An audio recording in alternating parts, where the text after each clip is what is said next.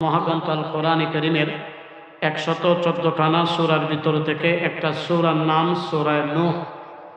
এই সূরা থেকে ছোট্ট একখানা আয়াতে কারিমা তেলাওয়াত করেছি। তেলাওয়াতকৃত আয়াতে কারিমার ভিতরে আল্লাহ বলেন, ফাকুলতু ইস্তাগফিরু, তোমরা ইস্তেগফার পড়ো। সবাই মিলে একসাথে আওয়াজ করে বলেন, আল্লাহ কি পড়তে বলছেন? ইস্তেগফার কি জীবনে নাম শুনছেন তো? আল্লাহ বলেন, ফাকুলতু ইস্তাগফিরু, তোমরা ইস্তেগফার পড়ো, রব্বাকুম, তোমাদের প্রভুর জন্য। ইস্তেগফার পড়লে কি লাভ? আল্লাহ কো 1 নাম্বার লাভ, ইন্নাহু কানা গাফফারা, আমি আল্লাহ তোমাদের জীবনের সব গুনাহগুলি মাফ করে দিব। এখন সবাই একসাথে আওয়াজ করে বলেন, আপনার আমার জীবনে গুনাহ আছে না নাই? শুধু কি গুনার খাতা যদি আমরা হিসাব করি, নেকের কোনো পাল্লাই আমাদের সামনে ভেসে উঠবে না। তাহলে আল্লাহ বলেন, ফাকুলতু ইস্তাগফিরু, তোমরা ইস্তেগফার পড়ো, রব্বাকুম, তোমাদের প্রভুর জন্য। ইস্তেগফার করলে 1 নাম্বার লাভ, আল্লাহ বলেন জীবনের কি মাফ করে দিবেন? মুসলমান ভাইরা আমার, গভীর মনোযোগ। সময় একেবারেই অল্প, লম্বা চূড়া সময় আলোচনা করার কোনো সুযোগ নাই। আল্লাহ বলেন, ফাকুলতু ইস্তাগফিরু, তোমরা ইস্তেগফার পড়ো, রব্বাকুম, তোমাদের প্রভুর জন্য। ইস্তেগফার পড়লে কি লাভ? আল্লাহ কো 1 নাম্বার লাভ, ইন্নাহু কানা গাফফারা, আমি আল্লাহ তোমাদের জীবনের সব গুনাহগুলি মাফ করে দিব। আপনার আমার জীবনে গুনার কোনো অভাব নাই। কেউ সগীরা, কেউ কবিরা, কেউ ছোট, কেউ বড়, কেউ শিরিক, কেউ বেদাত, কেউ দেখাইয়া, কেউ লুকাইয়া। আল্লাহ কই, আমার কোন বান্দা বান্দে যদি পাহাড় পরিমাণ গুনাহ করিয়া, শয়তানের ধোঁকায় পড়িয়া, গুনাহ করতে করতে গুনার কোনো অভাব নাই, বান্দা যদি আজকের মাহফিল আইসা আলোচনা শুইনা ইস্তেগফারের আমল চালু করে দেয়নি, আল্লাহ বলেন বান্দা যখন গুনার প্রতি লজ্জিত হয়, ইস্তেগফার করে, তওবা করে, চোখের পানি ফালায়া আমি আল্লাহর কাছে মাপ চাই, গুনাহগার বান্দার চোখের পানিটা নাকের ডগায় আসবার আগে আমি আল্লাহ ওই বান্দার জীবনের সব গুনাহগুলি মাফ করে দেয়। এ কলিজার টুকরা মুসলমান ভাইয়েরা, এদিক সেদিক নজর দিবেন না। ইস্তেগফার পড়লে কি লাভ? দুনিয়াতে কি ফায়দা, মরার পরে কি ফায়দা? সামান্য প্রমাণ দিয়ে আমি আমার সামনে আলোচনা আগাবো ইনশাআল্লাহ। সবাই মিলে একসাথে আওয়াজ করে জবাব দিবেন। সারা পৃথিবীতে মাযহাব হলো 4টা, হানাফি, শাফি, মালিকি, হাম্বলি মাযহাবের যিনি ইমাম, নাম ইমাম আহমদ ইবনে হাম্বল রহমাতুল্লাহি আলাইহি। ইমাম আহমদ ইবনে হাম্বল কেমন ব্যক্তি ছিলেন জানেননি? পরিচয় দিতে গেলে ঘন্টার ঘন্টা সময়ের দরকার, দিতে পারবো না। এতটুকু জানা রাখেন, ইমাম আহমদ ইবনে হাম্বল, যিনি কোরআনে কারীমের একটা আয়াতে কারিমা দ্বারা 1 রাতের ভিতরে 100 থেকে 300 মাসআলা বের করে ফেলতেন। সুবহানাল্লাহ, সুবহানাল্লাহ। আর শুধু তাই না, ইমাম আহমদ ইবনে হাম্বল তো ওই ব্যক্তি যিনি 1 বার না 2 বার না 99 বার আমার আল্লাহর স্বপ্ন দেখছেন। সুবহানাল্লাহ, সুবহানাল্লাহ। ইমাম আহমদ ইবনে হাম্বল তো ওই ব্যক্তি যিনি মুসনাদে আহমদ ইবনে হাম্বল নামক একটা হাদিসের কিতাব লিখছে, যার ভিতরে 40,000 হাদিস উনি জমা করছে। শুধু তাই না, আল্লাহ পাক ইমাম আহমদ ইবনে হাম্বলের সিনার ভিতরে 1,00,000-এর উপর হাদিস আল্লাহ জমা করেছেন। ইমাম আহমদ ইবনে হাম্বল বলেন, ইস্তেগফার পড়লে কি লাভ? শুনেন। ইমাম আহমদ ইবনে হাম্বল বলেন, একদিনের ঘটনা, আমি ফজরের নামাজ পড়া কালিমার দাওয়াত দেওয়ার জন্য, একাত্মবাদের দাওয়াত দেওয়ার জন্য ঘর থেকে বের হয়ে গেলাম। যাইতে একটা এলাকার ভিতরে ঢুকলাম। মাগরিবের আজান পড়া গেল, প্রচন্ড শীত, মুরব্বী মানুষ। ইমাম আহমদ ইবনে হাম্বল মনে মনে চিন্তা করলেন, আমি যদি আবার রওনা দেই আমি আমার বাড়িতে পৌঁছতে পারবো না, এর চাইতে ভালো রাতের বেলা কোনো একটা মসজিদও কাটায়া ফজরের নামাজটা পড়া আবার বাড়িতে যাবা। এদিক সেদিক নজর দিবেন না, দিলের কান লাগায় কথাটা শুনলেই বুঝতে পারবেন ইস্তেগফারের কি ফায়দা, দুনিয়াতে কি ফায়দা, মরার পরে কি ফায়দা। ইমাম আহমদ ইবনে হাম্বল গ্রামের একটা মসজিদের ভিতরে ঢুইকা মাগরিবের সালাত আদায় কইরা এশার পর্যন্ত তাসবিহ তাহলিল পাঠ করে কাটায়া দিলেন।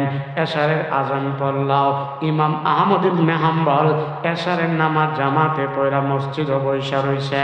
সমস্ত মুসল্লিরা মসজিদ থেকে বের হয়ে যাইতেছে, ইমাম আহমদ ইবনে হাম্বল এখনো বের হয় নাই। এলাকার মানুষগুলি বলেন, মুরব্বী সবাই মসজিদ থেকে বের হয়ে যাচ্ছে, আপনি বের হচ্ছেন না কেন?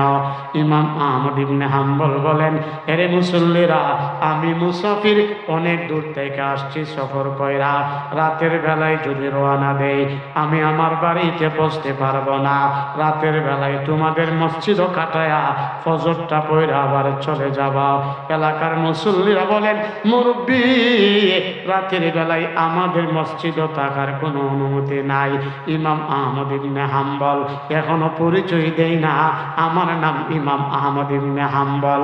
যদি পরিচয় দিত এলাকার মানুষেরা খেদমত করার জন্য পাগল হয়ে যেত। এজন্য মাঝখান দিয়ে একটা কথা যায় না রাখেন, ছোট মনে করলেই ছোট হয় না, আল্লাহ বড় বানায়া দেয়, বড় মনে করলেই বড় হয় না, আল্লাহ ছোট বানায়া দেয়। আপনাদের চোখের সামনে 20 দিন আগের ঘটনা, যারা নিজেকে সবচেয়ে বড় মনে করত, আমার আল্লাহ পাক মাত্র 45 মিনিটের ভিতরে বাংলাদেশের জমিন থেকে পলায়ন করতে বাধ্য করেছেন। আর আওয়াজটা বলেন ঠিক। এজন্য নিজেকে সবসময় দুর্বল মনে করবেন, ক্ষমতার চেয়ার পাইয়া বাহাদুরি করবেন। আল্লাহ বলেন, না না না না, ইন্না রাব্বাকা লাবিল মিরসাদ। আল্লাহ তো আমি আল্লাহ যেদিন দৌড়ে দললে আর সারি না, দৌড়ি না দৌড়ি না, দললে কিন্তু সারি না। এজন্য এই দিকে যাওয়ার টাইম নাই। আলোচনা করতেছিলাম, নিজেকে সবসময় ছোট মনে করবেন, যিনি বড় বানায় দিবেন তিনি কে? আর জোরে বলেন না কে? আহারে ইমাম আহমদ ইবনে হাম্বল এত বড় ব্যক্তি এখনো পরিচয় দেন না। মুসল্লিরা বলেন, আমাদের মসজিদও থাকার কোনো অনুমতি নাই। শেষ পর্যন্ত থাকতে পারলেন না, মসজিদ থেকে বের হয়ে গেলেন। মসজিদ থেকে বের হয়ে যাইতেছেন যাইতে যাইতে একটা বাজারের ভিতরে ঢুকলেন। ঢুইকা দেখে বাজারের দোকান পাট সবগুলি বন্ধ। ছোট্ট একটা দোকান থেকে মিটি মিটি আলো আসতেছে। ইমাম আহমদ ইবনে হাম্বল দোকানের কাছে গেলেন, গিয়া দেখেন একটা যুবক আটা গুলি দিয়া খামির করতেছে, চুলার ভিতরে আগুন ধরাইছে। ইমাম আহমদ ইবনে হাম্বল বলেন, যুবক তুমি কি আমার একটু আশ্রয় দিবানি তোমার দোকানে? যুবক বলেন, মুরব্বী আসেন আসেন, কোনো অসুবিধা নাই। ইমাম আহমদ ইবনে হাম্বল গেলেন, আগুন দিয়ে হাত তাপায়া শরীরটাকে গরম করলেন। ইমাম আহমদ ইবনে হাম্বল বলেন, আমি তাকায়া দেখলাম যুবকটা আটা গুলি দিয়া খামির করতেছেন, ফাঁকে ফাঁকে বলতেছেন আস্তাগফিরুল্লাহ, আবার রুটিগুলি বেলতেছেন। যুবকটা বলেন আস্তাগফিরুল্লাহ, রুটিগুলি তার মধ্যে দিয়া বাজতেছেন। যুবকটা খালি বলেন আস্তাগফিরুল্লাহ। ইমাম আহমদ ইবনে হাম্বল বলেন, যুবক আমি তোমার একটা কথা জিজ্ঞাসা করব, বলবানি? বলে, কি কথা? ইমাম আহমদ ইবনে হাম্বল বলেন, আরে নওজোয়ান যুবক, যতক্ষণ পর্যন্ত আমি তোমার দোকানে তোমাকে ফলো করতেছিলাম, তোমাকে লক্ষ্য করতেছিলাম, তোমার জবান দ্বারা বারবার আস্তাগফিরুল্লাহ আস্তাগফিরুল্লাহ, তোমারে কি দিছে একটু বলবানি? যুবকটা বলেন, মুরব্বী আমি ছিলাম জিরো, আস্তাগফিরুল্লাহর বরকতে আমার আল্লাহ আমাকে জিরো থেকে হিরো বানায় দিছে। আরো জোরে বলেন না সুবহানাল্লাহ। নওজোয়ান যুবক বলেন, মুরব্বী আস্তাগফিরুল্লাহ আমারে অনেক অনেক দিছে, আমি যদি একটা একটা করে বয়ান করি বলা শেষ হবে না। এই মুরব্বী আস্তাগফিরুল্লাহর বরকতে আল্লাহ আমাকে সুস্থ রাখছে, আমার হায়াতের মধ্যে বরকত দান করছে। যেই মানুষ আমার কাছে দোয়া চায় আমি দোয়া করতে দেরি, আল্লাহ দোয়া কবুল করতে দেরি করে নাই। ইমাম আহমদ ইবনে হাম্বল বলেন, যুবক তোমার জীবনে আর কোনো চাওয়া পাওয়া আসেনি। যুবকটা তখন ডাক দিয়া বলেন, মুরব্বী আপনি আমার ব্যথার কথা স্মরণ করাইয়া দিলেন, কি ব্যথা আমি একটু জানতে পারিনি? যুবকটা তখন ডাক দিয়া বলেন, এ মুরব্বী আমি 30টা বছর পর্যন্ত নামাজ পড়ে পড়ে আল্লাহর কাছে দোয়া করতাম, আল্লাহ জগতের সবচেয়ে বড় ইমাম ইমাম আহমদ ইবনে হাম্বলের সাথে সাক্ষাৎ না করায় আমারে মরণ দিও না। আমার এই দোয়াটা এখনো কবুল হয় নাই। ইমাম আহমদ ইবনে হাম্বল বলেন, যুবক না না তোমার দোয়া কবুল হয়েছে। কেমনে কবুল হয়েছে বুঝলাম না। মুরব্বী ডাক দিয়ে বলে, যুবক 30 বছর নামাজ পড়া আল্লাহর কাছে দোয়া করছিলা, জগতের সবচেয়ে বড় ইমাম ইমাম আহমদ ইবনে হাম্বলের সাথে যেন তোমার সাক্ষাৎ হয়। আমার আল্লাহ তোমার দোয়াটা কবুল এমন করে করছে, তোমাকে ইমাম আহমদ ইবনে হাম্বলের কাছে যাইতে হয় নাই। আমার আল্লাহ জগতের সবচেয়ে বড় ইমাম ইমাম আহমদ ইবনে হাম্বলকেই তোমার সামনে নিয়ে আসছে। যুবকটা বলেন, মুরব্বী কি বললেন? কিছুই বুঝলাম না, বুঝায় বলেন। মুরব্বী বলেন, যুবক যেই মানুষটার সাথে সাক্ষাৎ করার জন্য 30 বছর পর্যন্ত দোয়া করতেছ, যাকে তুমি মুরব্বী মুরব্বী বলতেছ, আমি আর কেউ না, আমার নাম ওই ইমাম আহমদ ইবনে হাম্বল। ইস্তেগফারের কি ফায়দা? ইস্তেগফার পরে আল্লাহর কাছে দোয়া করছেন, দোয়া কবুল করার মালিক কে?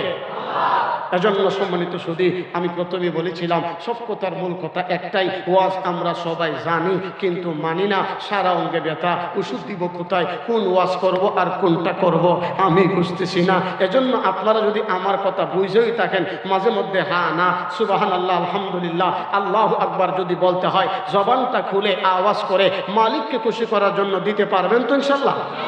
আর জোরে বলেন না ইনশাল্লাহ? আর মুসলমানদের কোনো ভয় নাই, মুসলমানদের কোনো চিন্তা নাই। মুসলমানদের সাথে আছেন কে? মুসলমানদের সাথে আছেন আল্লাহ। মুসলমানদের সিনায় আছে কোরআন, মুসলমানদের হাতে আছে নারায়ে তাকবীরের স্লোগান। যেমনি ভাবে ইব্রাহিম আলাইহিস সালামের স্লোগানে পতন হয়েছিল নমরুদের, মুসা আলাইহিস সালামের স্লোগানে পতন হয়েছিল ফেরাউনের, শাহজালালের স্লোগানে পতন হয়েছিল গৌর গোবিন্দের, এদেশের বাংলাদেশের ছাত্র জনতার স্লোগানে পতন হয়েছিল স্বৈরা শাসকের। আবার যদি বাংলার মুসলমান রাজপথে নেমে আল্লাহু আকবার নারায়ে তাকবীরের স্লোগান তুলতে পারে, খোদার কসম করে বলতে পারি একটা নাস্তিক মুরতাদ ইসলামের বিরুদ্ধে কথা বলার সাহস পাবে না ইনশাআল্লাহ। এজন্য মুসলমানদের কোনো ভয় নাই, মুসলমানদের কোনো চিন্তা নাই। মুসলমানদের সাথে আছেন কে? জুড়ে বলেন কে? এজন্য আল্লাহ বলেন, ফাআম্মা মান তাগা, ও নিমুখ হারামের দল, একটা বার চিন্তা করে দেখছো না যে আল্লাহ জনগণের দিয়া তোমার ক্ষমতায় বসাইতে পারে, এই আল্লাহ আবার চেয়ার থেকে নামায়া তোমার জুতার বাড়িও খাওয়াইতে পারে। এই ক্ষমতা মালিকের আছে না নাই? মুসলমান ভাইরা আমার, এদিক সেদিক নজর দিবেন না। এজন্য আলোচনা করতেছিলাম, আল্লাহ বলেন ফাকুল তুস্তাগফিরু, তোমরা ইস্তেগফার করো। ইস্তেগফার করলে 1 নাম্বার লাভ, জীবনের সব গুনাহ যিনি মাফ করে দিবেন তিনি কে? এজন্য ফাঁকে দিয়ে আরেকটা কথা বলি শুনেন, আলেম ওলামার সাথে হক্কানি রব্বানি ইসলামিক সৈনিকদের সাথে সম্পর্ক রাখবেন। সম্পর্ক রাখলে দুনিয়াতে যিনি সম্মানী বানায় দিবেন, মরার পরে জান্নাত দান করবেন। এর বাস্তব একটা প্রমাণ আপনাদের সামনে উপস্থাপন করতে চাই। কলিজার টুকরা মুসলমান ভাইয়েরা, এদিক সেদিক নজর দিয়েন না। বহুত বড় একজন আল্লাহ ওলি বুজুর্গ, আবার রাষ্ট্রপ্রধান। এজন্য আল্লাহওয়ালা বুজুর্গরা দেশের ক্ষমতায় আসুক, সবাই চান কি চান না? যদি চান তাহলে অন্তরটাকে ইমানের রঙে রঙিন করতে হবে। বহুত বড় আল্লাহর ওলি, আবার রাষ্ট্রপ্রধান সুলতান মাহমুদ গজনবীর নাম অনেকেই শুনেছেন। রাতের বেলায় ছদ্মবেশে লুঙ্গি পরে গেঞ্জি গায়ে দিয়া কাঁধের মধ্যে একটা গামছা দিয়ে বের হয়ে গেলেন এলাকার মানুষ কে কোন অবস্থায় আছে দেখার জন্য। সুলতান মাহমুদ গজনবী যাইতেছেন, হঠাৎ করে দেখতে পান চৌরাস্তার মুখে, মানে 4 রাস্তার মুখে কয়েকজন লোক বৈশা রয়েছেন। সুলতান মাহমুদ গজনবী মনে মনে চিন্তা করতেছেন, মনে হয় এই মানুষগুলি তাহাজ্জুদের নামাজ পড়ার জন্য বের হয়েছে। কারণ যারা মানুষ ভালো তাদের চিন্তা চেতনা ভালো, যারা সুর বাটফার সবাইরে মনে করে সুর বাটফার, যারা জনগণের আত্মসাৎ করা, রাস্তা করতে গিয়া রোডের বদলা বাস দেখ, তারা মনে করেন সবাই মনে সুর বাটফার। ভালো মানুষের চিন্তা ধারণা ভালো। সুলতান মাহমুদ গজনবী তাদের কাছে গেলেন, গিয়া বলেন, ভাই তাহাজ্জুদের সময় তোমরা রাস্তার মধ্যে বসে রইছো, কারণটা কি? 4 জন এবার ডাক দিয়া বলেন, মুরব্বী তাহাজ্জুদ কি জীবনে নাম হয়তো শুনছি না, তাহলে তোমরা কে এখানে কি করো? 4 জন ডাক দিয়া বলে, মুরব্বী আমরা 4 জন হইলাম সুর চিনেননি সুর? বলেন, মুরব্বী আমরা 4 জন সুর। সুলতান মাহমুদ গজনবী বলেন, তাই নাকি? বলে, হ্যাঁ। সুলতান মাহমুদ গজনবী তাদেরকে পরীক্ষা করার জন্য এবার বলতেছেন, তাহলে আমারে তোমাদের সাথে নিবানি চুরি করার জন্য? 4 জন সুর বলেন, মুরব্বী আমরা যে চুরি করি আমাদের 4 জনের 4টা গুণ আছে। আপনি যে চুরি করবেন আপনার যদি কোনো গুণ থাকে নিতে কোনো আপত্তি নাই। সুলতান মাহমুদ গজনবী বলেন, তোমাদের কি গুণ? 1 নম্বর সুর বলেন, মুরব্বী আমার গুণটা হলো যেই বাসায় চুরি করতে যাব এই বাসায় যদি কুকুর থাকে, কুকুর যদি ঘেউ ঘেউ করে আমি হাত তুললে কুকুর ঘেউ ঘেউ বন্ধ করে দেই।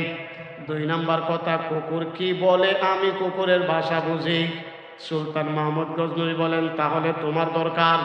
2 নম্বর সুরে বলেন, মুরব্বী যেই বাসায় চুরি করতে যাব বাসা যদি তালা মারানো থাকে আমি হাত দিতে দেরি হয়, বাসার তালা খুলতে দেরি হয় না। বলে, তাহলে তোমারও দরকার। 3 নম্বর জন্য বলে, মুরব্বী আমার গুণটা হলো যেই বাসার ভিতরে চুরি করতে ঢুকব বাসার কোন জায়গায় দামি দামি মাল আসবাবপত্র রাখা তালাশ করে বের করতে হয় না, নাক দিয়া গ্রাম শুনে বলে দিতে পারে। তাহলে তোমারও দরকার। 4 নম্বর সুর বলেন, মুরব্বী আমার গুণটা হলো আমি রাতের বেলায় যাকে দেখি দিনের বেলায় তারে চিনি। ভালো করে শুনবেন। সুলতান মাহমুদ গজনবী বলেন, এই গুণ দিয়া তুমি কি করবা? সুর কত ভদ্র, এবার জবাব দেই, এ মুরব্বী রাতের বেলায় যার বাসায় চুরি করবা দিনের বেলায় তারে দেখলে একটু শরম শরম লাগে, এই জন্য একটু তারে এরা এরা চলার চেষ্টা করি। সুলতান মাহমুদ গজনবী বলে, সুর রে সুর আবার ভদ্র সুর। 4 জন বলেন, মুরব্বী আমাদের 4 জনের 4টা গুণ বললাম, আপনি যে আমাদের সাথে চুরি করবেন আপনার কি গুণ একটু বলেন, শুনতে চাই। সুলতান মাহমুদ গজনবী দেশের বাদশাহ ডাক দিয়া বলেন, এই সুর ভাইরা চুরি করতে গিয়া যদি আমরা মালিকের হাতে গ্রেফতার হয়ে যাই, মালিক যদি বিচার কায়েম করে, বিচারক যদি রায় দিয়া দেয় আমাদের ফাঁসি হয়ে যাবে। ফাঁসি হওয়ার 1 ঘন্টা আগেও যদি আমি আমার সুন্নতি দাড়িটার একটু নাড়া দেই, নাড়া দিতে দেরি ফাঁসি মওকুফ হতে দেরি হবে না। সুবহানাল্লাহ বলেন। 4 সুর বলেন, মুরব্বী আপনার গুণ দিয়ে আমাদের সবার চাইতে বড়, বিদায় আপনি আমাদের আমির, চলেন চলেন চুরি করার জন্য বের হয়ে যাই। সুলতান মাহমুদ গজনবী বলেন, সুর ভাইরা আজকে কার বাসায় চুরি করবা? সুর ডাক দিয়া বলে, মুরব্বী এতদিন জনগণের বাসায় চুরি করছি, আজকে নিয়ত করছি বাদশাহ সুলতান মাহমুদ গজনবীর বাসায় চুরি করব।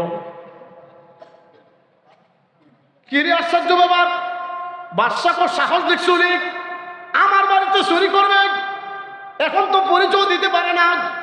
বলেন চলো চলো, চলতে আরম্ভ করলেন। যাইতে যাইতে বাদশার বাড়ির সামনে গেলেন, এমনি বাদশার বাড়ির কুকুর ঘেউ ঘেউ করে উঠলেন।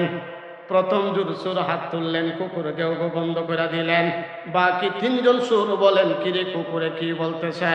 বলে, কুকুর বলতেছে বাড়ির মালিক নাকি আমরা সাথে।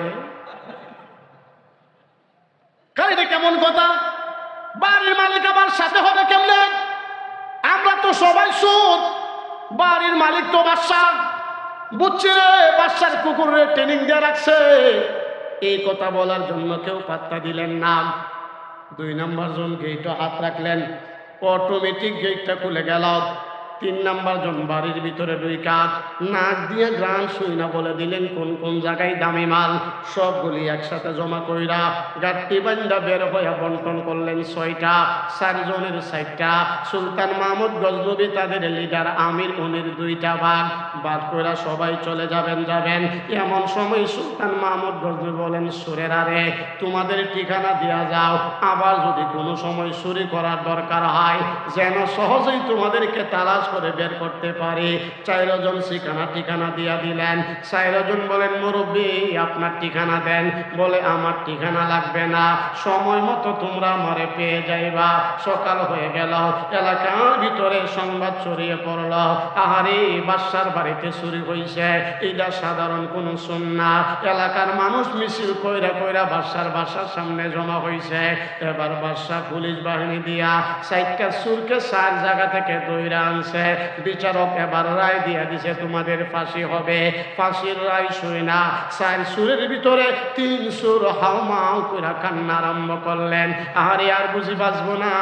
কিন্তু 3 জনের ভিতরে 4 জনের ভিতরে 1 জন, 3 জন তো কান্নাকাটি করতেছে, 1 জন দাঁড়ায় মুসকি হাসে।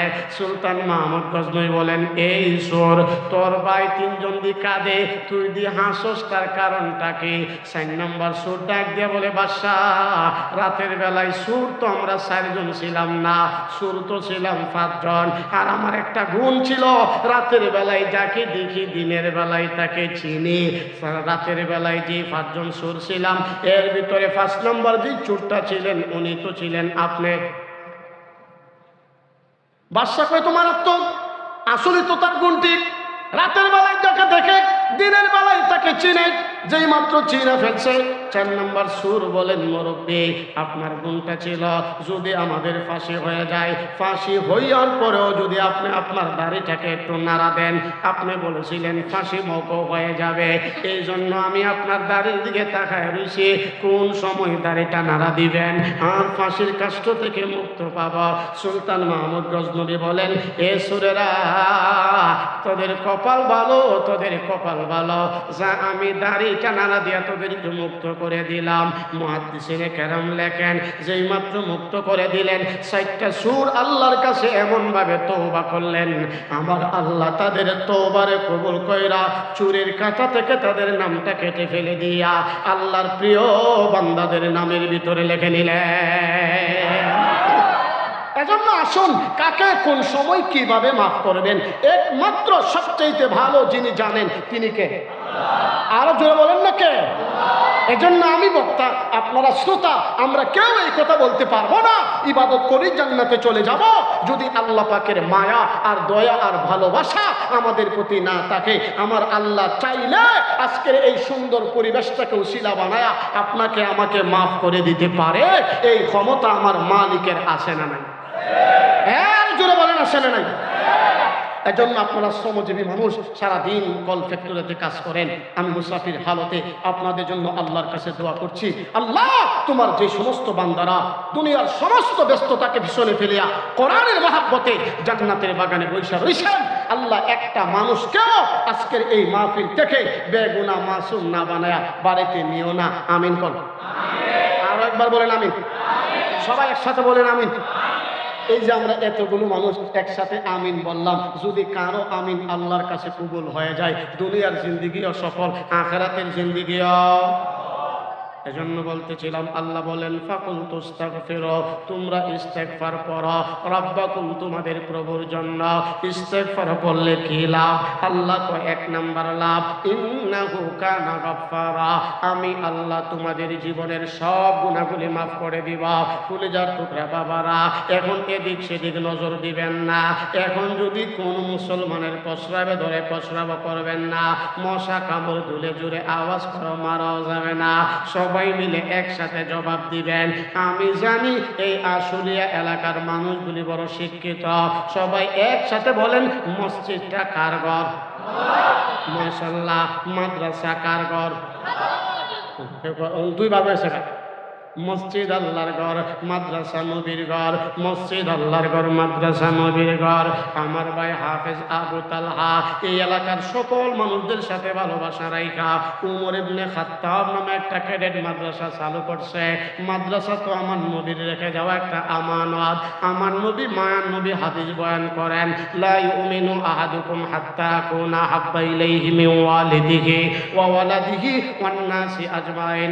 যতক্ষণ পর্যন্ত এই এলাকার মানুষগুলি নিজের জীবনের চাইতে নবীর রেখে যাওয়া মাদারিসগুলিকে মহব্বত না করবে, ততক্ষণ পর্যন্ত খাঁটি ইমানদার হতে পারবে না। এ মুসলমান ভাইয়েরা, আমাদের কপালে তো ভালো, আমাদের কপালে তো ভালো, আমরা তো এমন নবীর উম্মত যেই নবীর আদর্শ দেখা অনেক কাফের বেঈমান কালিমা পড়ে মুসলমান হয়ে গেছেন। আর জুড়ে বলেন সুবহানাল্লাহ। এদিক সেদিক নজর দিবেন না, এদিক সেদিক নজর দিবেন না। আল্লামা জালালউদ্দিন সৈয়দী রহমাতুল্লাহি আলাইহি চমৎকার করে ঘটনা বয়ান করেন। আমার নবী যখন মক্কা থেকে হিজরত করে মদিনাতে গেলেন, মদিনার মানুষেরা আমার নবীরে পাইয়া যেন আসমানের তারা তারা পেয়ে গেছেন। খাবার দাবার সবগুলি বাদ দিয়া 24 ঘন্টা নবীর পিছনে ঘুরতে আরম্ভ করলেন। এই জন্য দেখবেন ভালো মানুষ যখন এলাকার কমিশনার হয়, ভালো মানুষ যখন এলাকার এমপি হয়, ভালো মানুষ যখন এলাকার মেম্বার হয়, তখন টাকা দিতে হয় না। এলাকার নওজোয়ান যুবকরা এমনি তার জন্য কাজ করতে করতে জীবন দিয়া দেয়।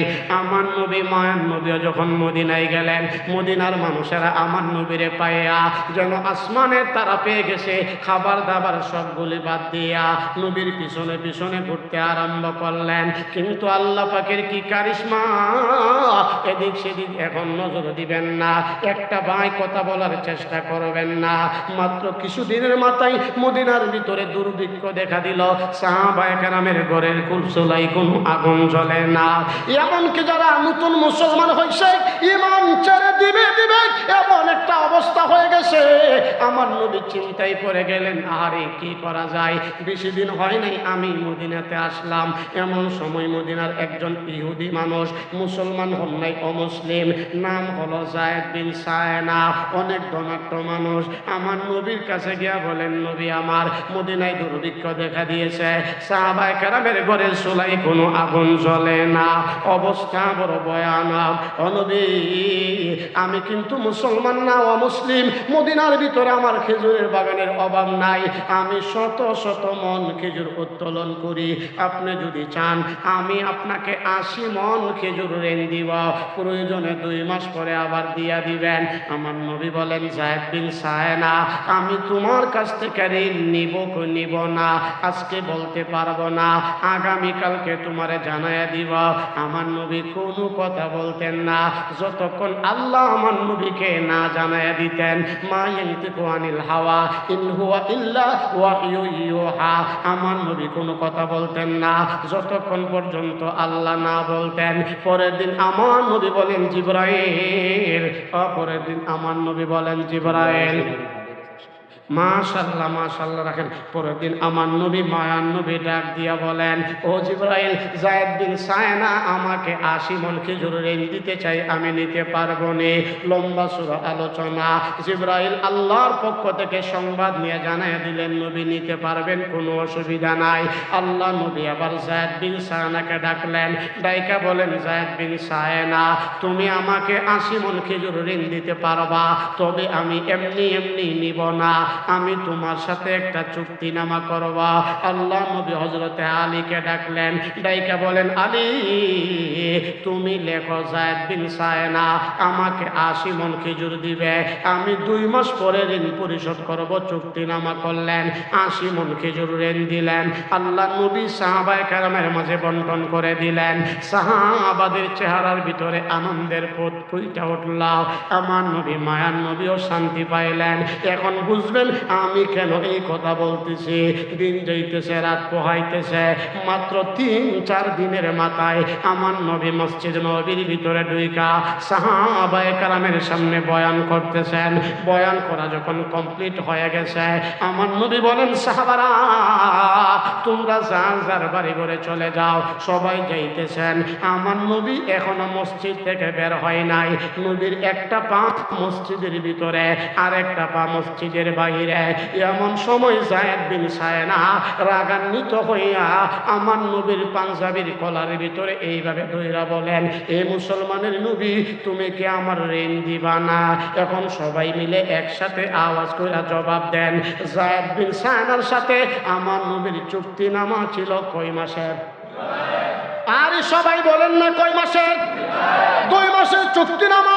মাত্র 3-4 দিনের মাথায় যায়েদ বিন সায়না রাগান্বিত হইয়া আমার নবীর পাঞ্জাবির কলারের ভিতরে শক্ত করে দইরা বলেন, মুসলমানের নবী, তুমি কি আমার ঋণ দিবা না? এই মজলিসের ভিতরে ফারুক আজমের মতো ব্যক্তিত্ব ছিলেন। ফারুক আজম ডাক দিয়া বলেন, যায়েদ বিন সায়না, যদি আমার নবী এই মজলিসের ভিতরে না থাকতো, আমি তোর গর্দান থেকে মাথা আলাদা করে দিতাম।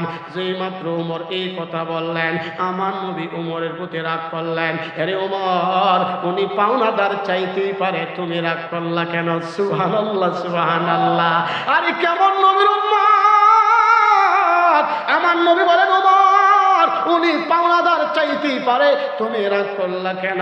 যেমন ভাবে আগুনের ভিতরে পানি ঢাললে আগুন ঠান্ডা হয়ে যায়, উমর মুহূর্তের ভিতরে ঠান্ডা হয়ে গেলেন, আর কোনো কথা বললেন না। আল্লাহ নবী আবার ডাক দিলেন, আলী, আমাদের রাষ্ট্রীয় কোষাগার বাইতুল মালের ভিতরে কিচ্ছু আসেনি? হযরত আলী বলেন, নবী আমার, 2 মাসের ভিতরে রাষ্ট্রীয় কোষাগার বাইতুল মালের ভিতরে একটা কিচ্ছু আইসা জমা হয় নাই। তবে আলহামদুলিল্লাহ, আলহামদুলিল্লাহ, আজকে জোহরের নামাজের আগে আমাদের রাষ্ট্রীয় কোষাগার বাইতুল মালের ভিতরে আইসা 200 মণ খেজুর জমা হয়েছে। সুবহানাল্লাহ, সুবহানাল্লাহ। আমার নবী বলেন, আলী, কাল বিলম্ব না কইরা যায়েদ বিন সায়নাকে নিয়া রাষ্ট্রীয় কোষাগার বাইতুল মাল থেকে 80 মণ খেজুর দিবা, আর 5 মণ খেজুর তারে বেশি দিবা, কারণ উমর তার সাথে রাগ করছে। হযরত আলী যায়েদ বিন সায়নাকে নিয়া হাতের মধ্যে দইরা রাষ্ট্রীয় কোষাগার বাইতুল মালের ভিতরে নিয়া 1 মণ 2 মণ করতে করতে 80 মণ দিয়া দিলেন। যেই মাত্র 81 মণ খেজুরের বস্তাটা হাতে নিলেন, খেজুর ঢুকাবেন, এমন সময় যায়েদ বিন সায়না বলেন, আলী রে, আর দিতে হবে না, আর দিতে হবে না।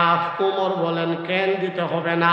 আমার নবী বলছে তোরে 85 মণ দেওয়ার জন্য, তাই দিব, একটু কম দিব না। যায়েদ বিন সায়না বলেন, উমর, আমার প্রতি তোমার এত রাগ কেন? তুমি কি আমারে চিনো না? উমর বলে, চিনি রে, তোর চাইতে বেয়াদবে দুশমনের রাসূল পৃথিবীতে আর কেউ হতে পারে না। যায়েদ বিন সায়না বলে, উমর, শুধু এতটুকুই নবীর কাছ থেকে আমার ব্যাপারে কিচ্ছু শোনো নাই। উমর বলেন, যায়েদ বিন সায়না, আমার নবীর জবান থেকে বহুবার তোর প্রশংসা শুনছি রে, কিন্তু যেই নবী তোর প্রশংসা করে, এই নবীর সাথে তুই এত খারাপ আচরণ করলেন। যেই মাত্র এই কথা বললা, যায়েদ বিন সায়না আর চোখের পানি কন্ট্রোল করতে পারে নাই, টপ টপ করে চোখের পানি ফালাই আর বলেন, আরে উমর, এবার শোনো মূল হাকিকত। এই উমর, আমি তাওরাত, জবুর, ইনজিল 3 কিতাবের হাফেজ। আমাদের 3 কিতাবের ভিতরে আখিরে জমানার পয়গম্বরের কথা সব বিস্তারিত বর্ণনা আছে। এমনকি এই কথাও আছে, নবীর সাথে কেউ খারাপ আচরণ করলেও আমার নবী উল্টা খারাপ আচরণ করবে না। নবীর এই গুণটাকে পরীক্ষা করার জন্য আমি ইচ্ছাকৃতভাবে ঋণ দিলাম, আবার ইচ্ছাকৃতভাবে আমার নবীর সাথে খারাপ আচরণ করলাম। ওরে উমর, আমি আর দেরি করতে চাই না, আমাকে নিয়ে নবীর দরবারে চলে যাও। হযরত উমর যায়েদ বিন সায়নাকে নিয়ে যেই মাত্র নবীর দরবারে গেলেন, আমার নবীর দেখা যায়েদ বিন সায়না বাচ্চার মতো হাউমাউ করে কান্না আরম্ভ করলো। এরে আমার প্রাণের নবী, আমি জানি আপনার দিলে বড় ব্যথা, আপনার দিলে বড় পরাক্রান্ত হৃদয়। ও নবী, আমি আপনার সাথে খারাপ আচরণ কেন করছি জানেননি গো নবীজি? আমি ইচ্ছাকৃতভাবে আপনাকে ঋণ দিছি, আপনার সাথে খারাপ আচরণ করছি।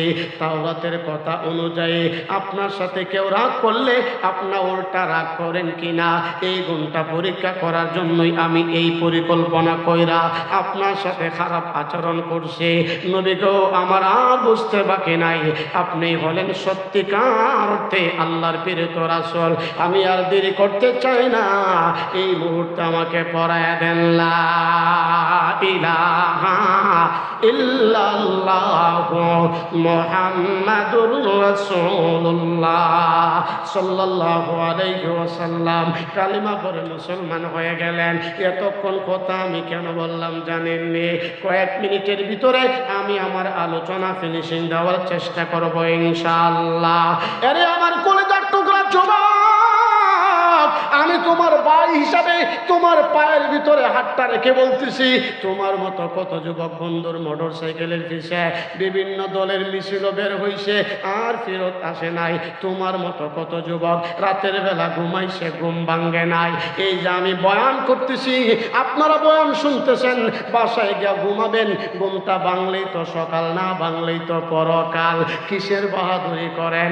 আরে আমাদের ব্রাহ্মণবাড়িয়ার ঘটনা, একটা যুবক ইটালি থেকে ইমার্জেন্সি টিকিট কাটছে, মা মারা গেছে, মাকে জানাজা দিবে, শেষ মাটি দিবে, ইমার্জেন্সি টিকিট কাইটা এয়ারপোর্টে বিমান ল্যান্ড করছে, গাড়িতে উঠছে, যাইতে পারে নাই, নরসিংদীকে অ্যাক্সিডেন্ট কইরা যুবকের লাশ বাড়িতে গেছে, মাকে শেষ মাটি দিতে পারে নাই।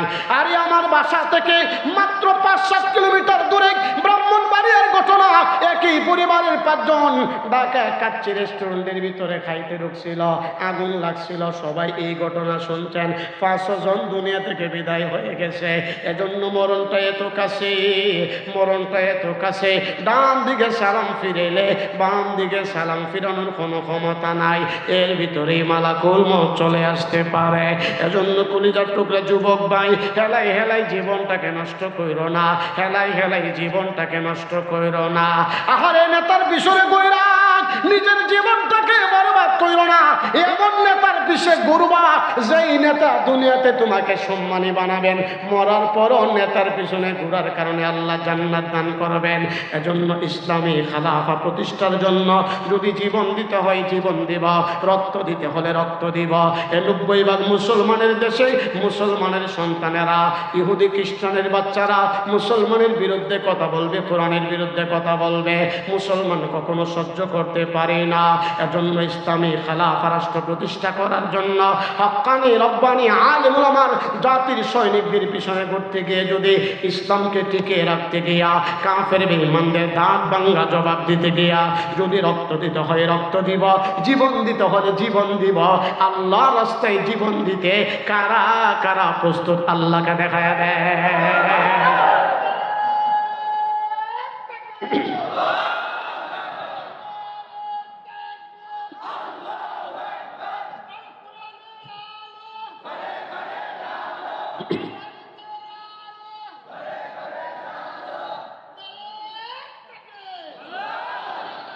সম্মানিত সুধী, এজন্য মনে অনেক কথা, মনে অনেক কথা, সব কথার মূল কথা একটাই, আমার চাইতে ওয়াজ আপনারা অনেক জানেন। আজকে এত জার্নি করে, এত জাম অতিক্রম করে আয়সা যে কথা বলতে পারবো এটাও কল্পনা করি নাই। আল্লাহ পাক অত্যন্ত মেহেরবানি করে, অত্যন্ত মায়া করে, দয়া করে আমাদেরকে পৌঁছে দিয়েছেন। আমার পরেও আজকের মাহফিলের প্রধান আকর্ষণ যুবকদের আইডল, যার ইসলামী সঙ্গীত শোনার জন্য এদেশের হাজারো যুবক মৌমাছির চাকির মতো বৈশা থাকেন। আমার অত্যন্ত প্রিয় স্নেহের ছোট ভাই হাফেজ মাওলানা কারি জুবাইর আহমদ তাশরিফ, নাম শুনছেন তো ইনশাল্লাহ? ইনশাল্লাহ মাদ্রাসায় আছে, কিছুক্ষণের ভিতরে আসবেন, চমৎকার বয়ান করবেন, মন প্রাণ খুলে আপনাদেরকে ইসলামী সঙ্গীত হামদে বারে তারা শোনাবেন। আমি আলোচনা করতেছিলাম, আসুন আসুন, সব কথার মূল কথা একটাই, পৃথিবীতে আমরা চিরদিন থাকবো না, একদিন চলে যেতে হবে। এজন্য এমন কিছু কথা আমাদের জানা দরকার, যেই কথাগুলি দুনিয়ার জিন্দেগি তো ফায়দা হবে, মরার পরেও জান্নাতে যাওয়ার একটা উসিলা হবে। এজন্য আজকের এই মাহফিল থেকে সবাই দীপ্ত কণ্ঠে ওয়াদা করেন, যতদিন দুনিয়াতে থাকবেন হক্কানি রব্বানি ইসলামের সৈনিকদের সাথে আছেন, থাকবেন ইনশাআল্লাহ। জোরে বলেন ইনশাআল্লাহ। আল্লাহ। সম্মানিত সুধী, এজন্য মুসলমানদের ভয় করার এখন আর সুযোগ নাই, এখন মুখ প্রাণ উজাড় করে কথা বলার সুযোগ।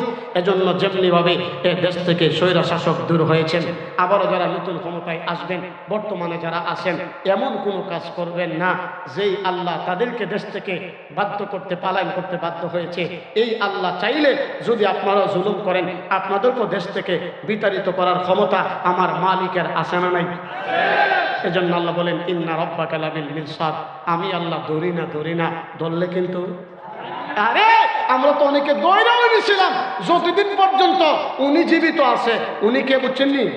যিনি গেছে গা। এজন্য আমরা তো দৌড়াও দিছিলাম যতদিন পর্যন্ত উনি জীবিত আছে। মনে হয় বাংলাদেশের পটার পরিবর্তন হবে না, এটা বাংলাদেশের 95% মানুষের ধারণা ছিল। আল্লাহকে দৌড় বেকলের বেকল, ওয়ামাকারু ওয়ামাকারাল্লাহ ওয়াল্লাহু খায়রুল মাকিরিন। আরে তোদের চক্রান্ত যেখানে গিয়া শেষ, আমি আল্লাহর কৌশল সেখান থেকে মাত্র শুরু। এজন্য আল্লাহ হলেন সমস্ত কৌশলীর কৌশলী, আল্লাহ হলেন সমস্ত কিছুর পালনেওয়ালা। এজন্য দুনিয়া চিরস্থায়ী নয়, সামান্য 2 দিনের চেয়ার পায়া যা মনসা তাই করবেন। নিরহ নির্দোষ মাজলুম মানুষকে নিয়ে আয়না ঘরের ভিতরে রাখবেন।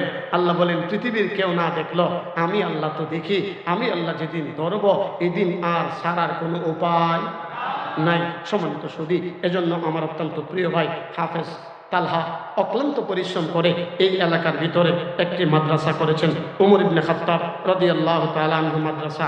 এই মাদ্রাসা এই এলাকাতে আরো হোক, দিন দিন মাদ্রাসার উন্নতি হোক, তরক্কি হোক। আপনার আমার ছেলেরা এখানে কোরআন পড়ুক, আমরা সকলে অন্তর থেকে চাই কি চাই না?